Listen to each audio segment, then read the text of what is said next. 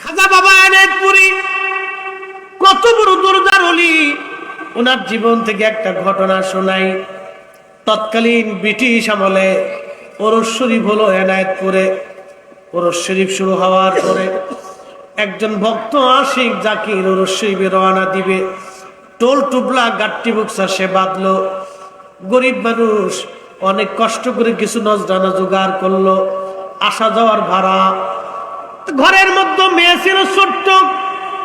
ও মা বোনেরা শুনিয়া যান, ছোট্ট মেয়েটা ভাতিয়া শাক চিনেননি আপনারা? ভাতিয়া শাক গম ক্ষেতের মধ্যে যে শাক হয় এটাকে বলে ভাতিয়া শাক। আপনার দেশে কি করে?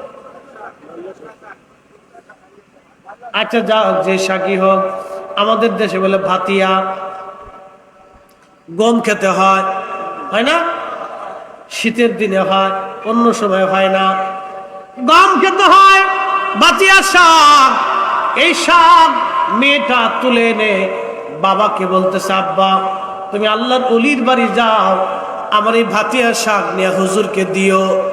দেখেন মেয়েটা ছোট্ট বালিকা, কলিজার ভিতর থেকে আল্লাহর অলিকে ভালোবাসে।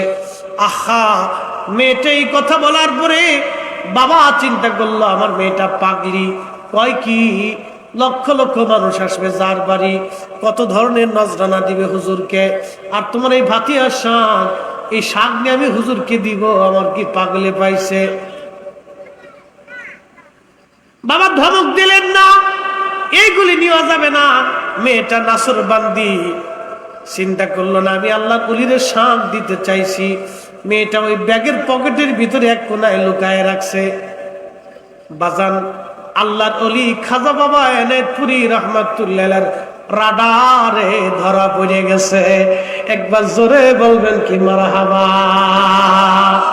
দয়াল জারি ইচ্ছা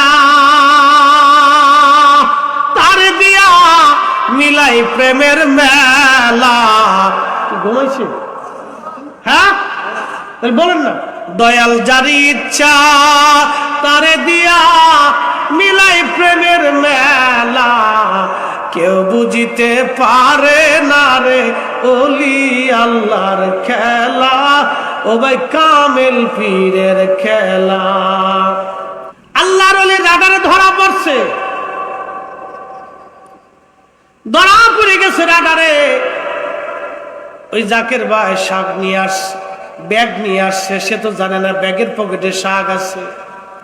তৎকালীন ব্রিটিশ আমলে কিছু পয়সা, তখন তার এত টাকা ছিল না বাপ। কিছু পয়সা, 1 পয়সা, 5 পয়সা, 10 পয়সা, 4 আনা, আরো মনে হয় নিচে ছিল নাকি, হ্যাঁ 1 পাই, এটা তো এইগুলো অনেক কিছু জোগাড় করে কিছু পয়সা করি আল্লাহর ওলির কাছে এসে বলতেছে, হুজুর আমি যে কিছু উরুস শরীফের জন্য নজরানা আছি। খাজা বাবা এনায়েতপুরী রাহমাতুল্লাহ আলাইহি মুরিদের পয়সা ধরে না। প্রথমবার দিলেন, মুখ ঘুরাইলেন। দ্বিতীয়বার দিলেন, মুখ ঘুরাইলেন। তৃতীয়বার দিলেন, মুখ ঘুরাইলেন। মুরিদ ডাক দেখে, হুজুর আমার কি অপরাধ, আমি কি ভুল না করলাম আল্লাহর ওলি? আমি তো উরুস শরীফে আসছি নজরানা নিয়ে, হুজুর আপনি কেন আমার নজরানা গ্রহণ করেন না? আল্লাহর ওলি ডাক দেয়া বলেন, বাবা রে, তোমার ছোট্ট মেয়েটা ভালোবাসা দিয়ে আমার জন্য ভাতিয়া শাক আনছিল মাঠ থেকে কুড়াইয়া। ও বাবা, আমার ভাতিয়া শাক কো, তোমার ওরসের নজরানা আমার লাগবে না, তোমার টাকা লাগবে না, আমার পাগলির ভাতিয়া শাক আমার আইনা দাও। একবার জোরে বলবেন কি মারহাবা। 36 বছরে কারো জ্ঞান কি ফুটে না, 6 মাসেরই কালে আবার পাই যে 16 আনার দয়াল, দেয় যে 16 আনা দয়াল, যার ইচ্ছা তারে দিয়া মিলাই প্রেমের মেলা, কেউ বুঝিতে পারে না রে এনায়েতপুরীর খেলা, আল্লাহর ওলির খেলা। খাওয়াই শেষ করে দিচ্ছে গুড়ার ডিম। বাজার আল্লাহর ওলির কদমে লুটে পড়ছে, হুজুর আমার ভুল হয়ে গেছে, আমার মেয়েটা ভাতিয়া শাগান ছিল, আমি এটাকে নগণ্য মনে করে রেখে দিয়ে আসছি, ধমক দিয়েছি মেয়েটাকে।